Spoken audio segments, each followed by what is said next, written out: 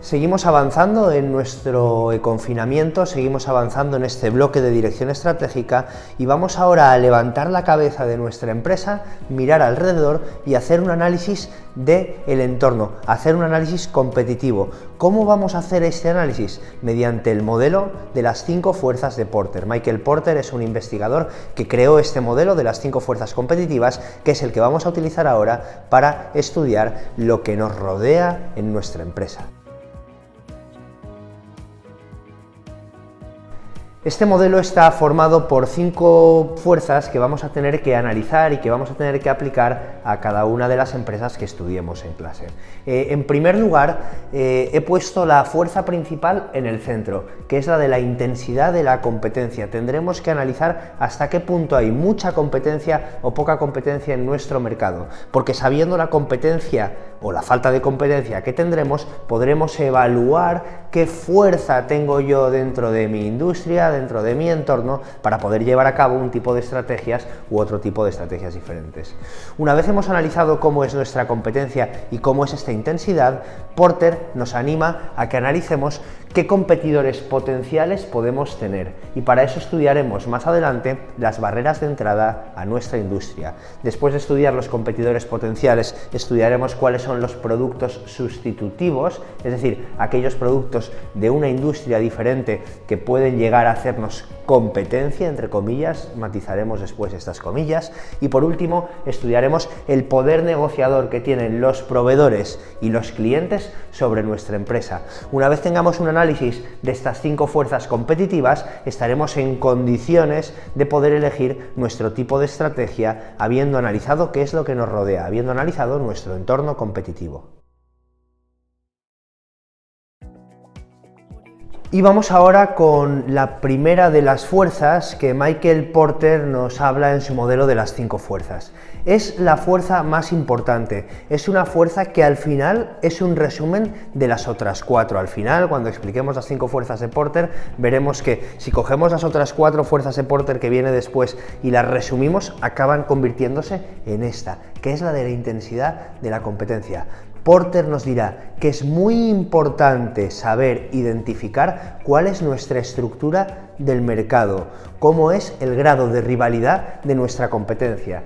Y podemos marcarnos 2 extremos. Un extremo es cuando el mercado es concentrado. Un mercado concentrado es un mercado en el que hay muy pocas empresas, o como de forma extrema puede haber una sola empresa, un monopolio. Por otro lado, tenemos un mercado fragmentado, un mercado en donde existen muchas empresas y que se asemeja a ese ideal del que hablamos los economistas a veces, que es el ideal de competencia perfecta que explicamos ya en otros cursos.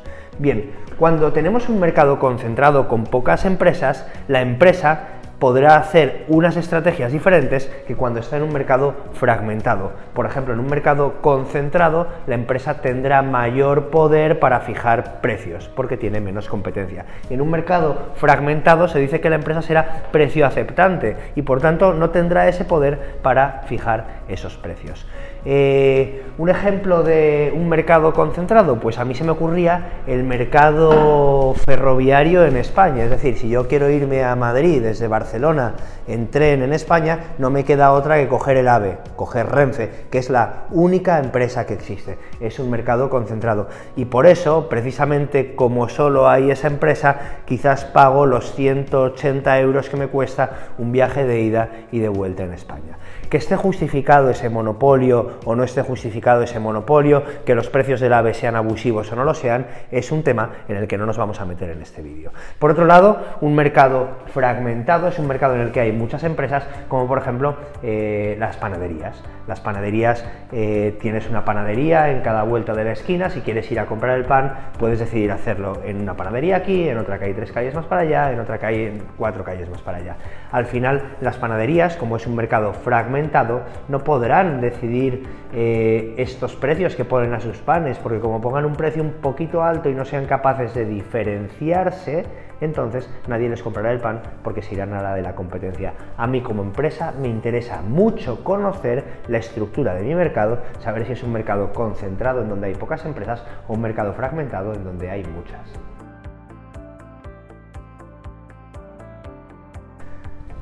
La segunda fuerza que Porter me anima a analizar y a estudiar en mi empresa es la amenaza de nuevos competidores. Se tratará de estudiar si es fácil entrar a competir conmigo en la industria en donde yo estoy establecido, si es fácil entrar a nuestro mercado. Y para eso estudiaremos un concepto que se llaman las barreras de entrada. Las barreras de entrada no es nada más y nada menos que los obstáculos que pueden encontrarse unas empresas para entrar a competir dentro de un sector, dentro de un mercado.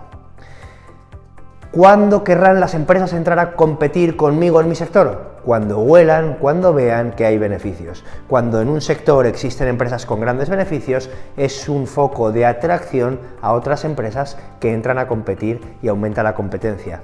¿Existen barreras de entrada en este mercado? ¿Es fácil que si una empresa ve beneficios en mi sector, entre y compita conmigo? Veremos que en función de las barreras de entrada que existan, será positiva o negativa esta respuesta. Evidentemente, aparte de las barreras de entrada, también será interesante estudiar las barreras de salida. Es decir, del mismo modo que cuando en un mercado hay beneficios, las empresas de fuera quieren entrar a competir en mi mercado, cuando dentro de mi mercado hay pérdidas, cuando dentro de mi mercado las cosas no funcionan, ¿es fácil que las empresas puedan salir de mi mercado? ¿Existen obstáculos, barreras de salida para que las empresas salgan tranquilamente de mi mercado? También lo estudiaremos dentro de este apartado de las barreras de entrada y barreras de salida con la segunda fuerza de Porter de la amenaza de nuevos competidores.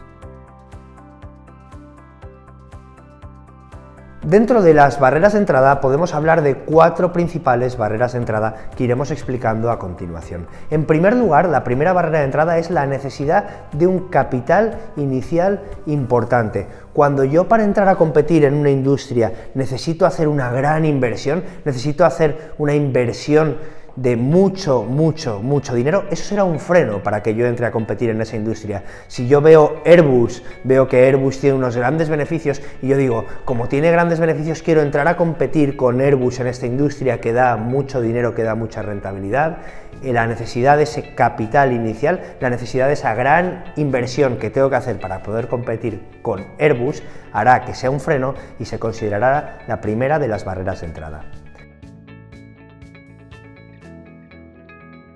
En segundo lugar, podemos encontrar como barrera de entrada la política gubernamental. Podemos encontrar sectores que nos parezcan muy atractivos, que nos parezcan muy rentables, que queramos entrar a competir con ellos, pero que veamos que por un tema legislativo, por un tema de política gubernamental, no podamos entrar. Por ejemplo, si yo en mi barrio veo que hay 2 farmacias que funcionan muy bien, que facturan mucho, que son muy rentables, que ganan mucho dinero, y digo, pues voy a entrar en este sector, voy a poner una farmacia nueva, rápidamente, en cuanto empiece a investigar un poco, me daré cuenta de que hay una legislación que me impide poner una farmacia donde quiera y cuando quiera.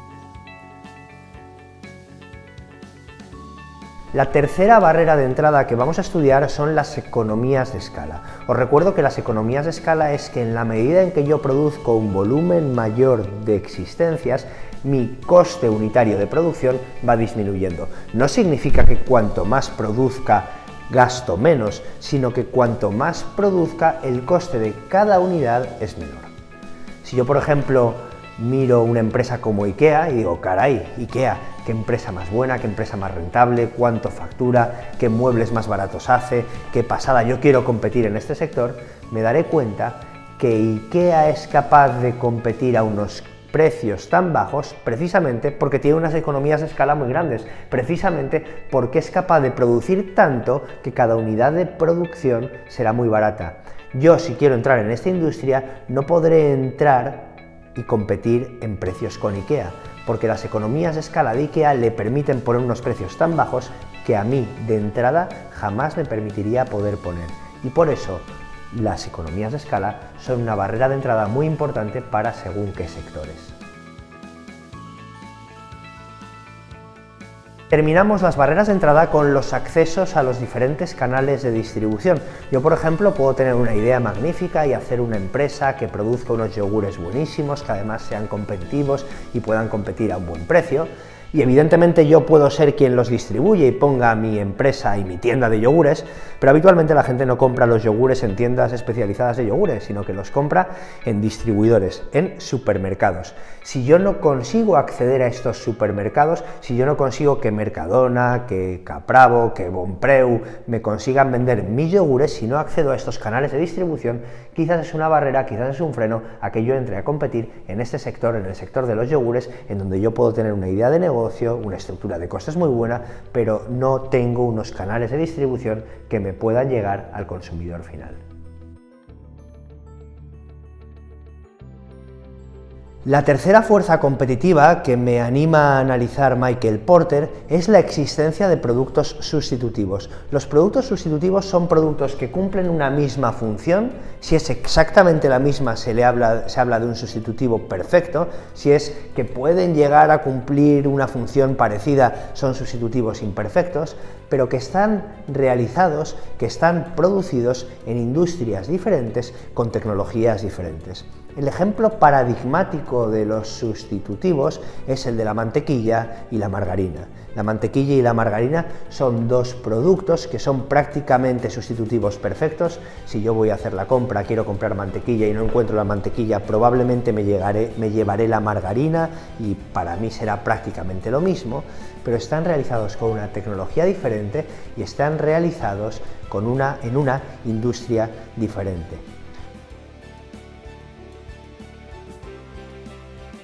Acabamos ya las 5 fuerzas de Porter con la cuarta y la quinta, que es el poder de negociación de los clientes y de los proveedores. El poder de negociación de los clientes y de los proveedores es la capacidad que tienen estos clientes y proveedores de imponerme condiciones a mí como empresa.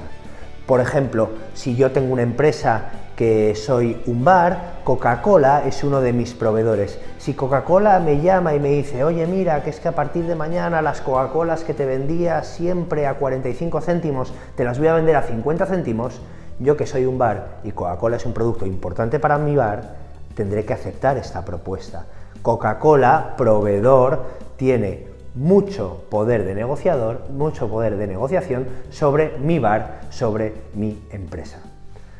Sin embargo, si yo tengo una empresa que vendo camisetas de diferentes tipos y tengo muchos tipos de camisetas y hay uno de mis proveedores que son los que me dan estas camisetas que son de poca calidad y que son fácilmente sustituibles por otro tipo de camisetas y me llama y me dice, oye mira, que es que las camisetas que te vendía a 3 euros a partir de mañana me las vas a tener que comprar a 4, yo le diré, mira querido proveedor, lo siento mucho, pero es que tengo otras opciones, si tú me subes el precio, quizás me voy con otra empresa, quizás le compro las camisetas a otra empresa y por tanto este proveedor tiene poco poder de negociación sobre mí.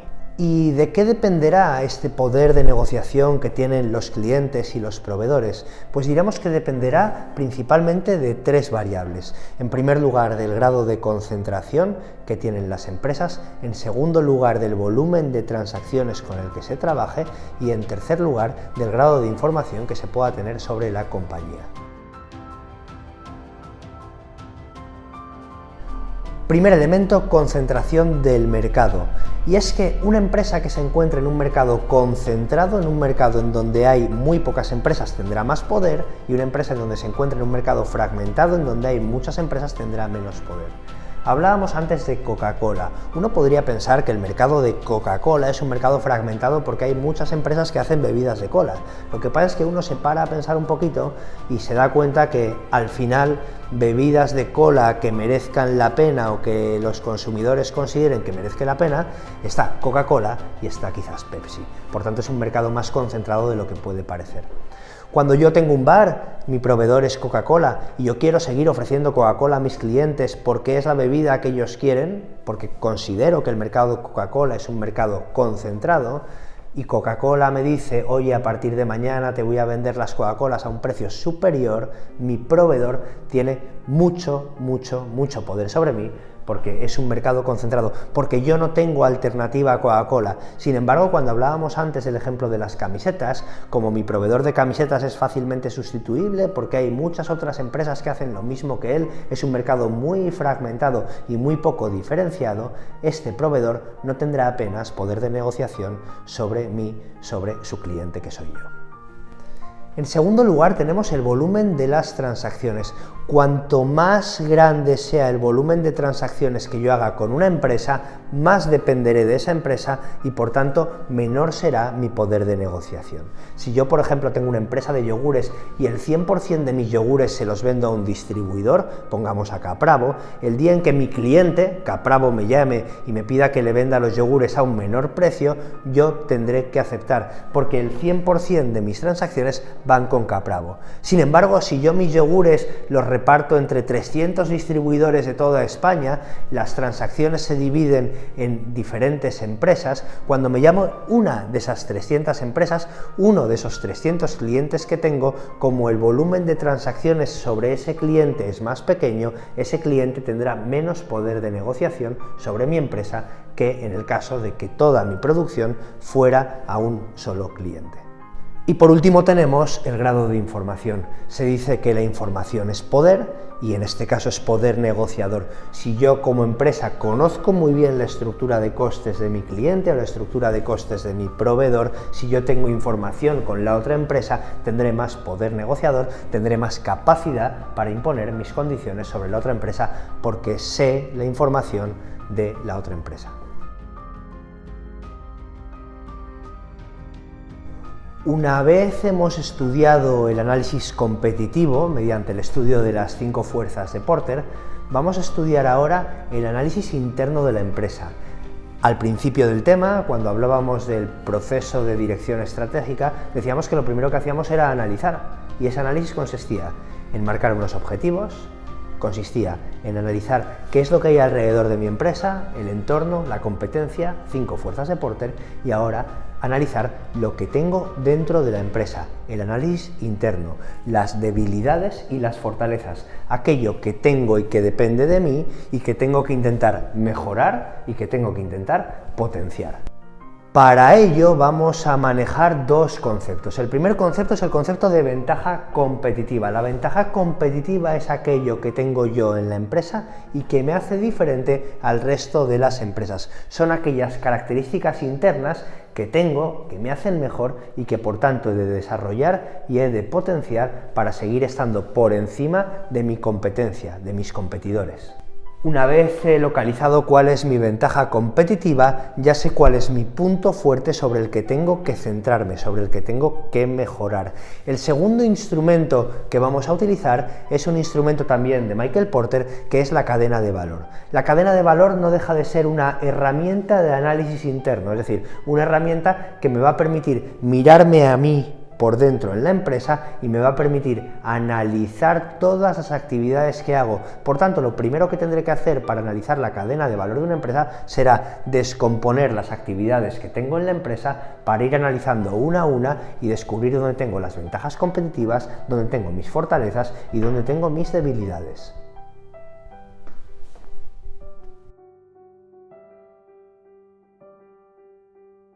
Por tanto, hemos explicado que la cadena de valor se trata de descomponer las diferentes actividades que hace la empresa para analizarlas poco a poco y ver cómo podemos aumentar el valor en cada una de estas diferentes actividades. Este aumento de valor que vamos haciendo es lo que se conoce como margen. Dentro de la cadena de valor podemos hablar, por tanto, de dos tipos de actividades, las actividades primarias y las actividades de soporte. Las actividades primarias son las actividades que están ligadas directamente al proceso productivo de la empresa. Estas actividades primarias las podemos dividir en la logística interna, todo lo que ocurre en la empresa con el almacenamiento de materias primas y productos hasta que empieza mi proceso de producción. La segunda actividad es la producción, que es todo ese proceso de producción y de fabricación que llevo en mi empresa. Si estoy hablando de una empresa comercial, evidentemente, pues no habrá esta actividad de producción, pero si estoy hablando de una empresa industrial, sí. Luego está la logística externa, que es desde que yo termino de producir mi producto hasta que yo consigo venderlo, todas las actividades que hay en ese lapso de tiempo es lo que se llama la logística externa, el almacenamiento de mis existencias, el transporte de mis existencias desde fábrica hasta el distribuidor, etcétera, etcétera. El marketing y las ventas, qué política de marketing hago, qué campañas de promoción hago, cuál es mi política de precios, cómo voy a conseguir aumentar mis ventas este mes, todo esto son actividades de marketing y ventas. Y por último el servicio postventa, todas las actividades que hago para cuidar a mi cliente una vez he conseguido vender mi producto. Hemos dicho que cada una de estas actividades, de estas 9 actividades, 5 primarias y 4 de soporte, hemos de analizarlas una a una para ver en qué sitios tengo problemas y por tanto tengo que solucionar esos problemas, tengo debilidades, y en qué sitios tengo ventajas competitivas y tengo fortalezas, y en qué sitios tengo que potenciar esas cosas buenas que tiene mi empresa. Pero es muy importante no estudiar estas actividades de forma aislada, sino que también es bueno estudiar cómo conectan esas actividades unas con otras, mediante los eslabones de la cadena de valor. Al final, ¿todo para qué? Para que yo tenga esta cadena de valor, en donde tenga aquí mis actividades primarias, en donde tenga aquí mis actividades secundarias, y en cada una de estas actividades pueda ganar un poquito de valor para aumentar el margen, para aumentar el valor que genera mi empresa y por tanto, al final, aumentar el servicio que doy a mi consumidor.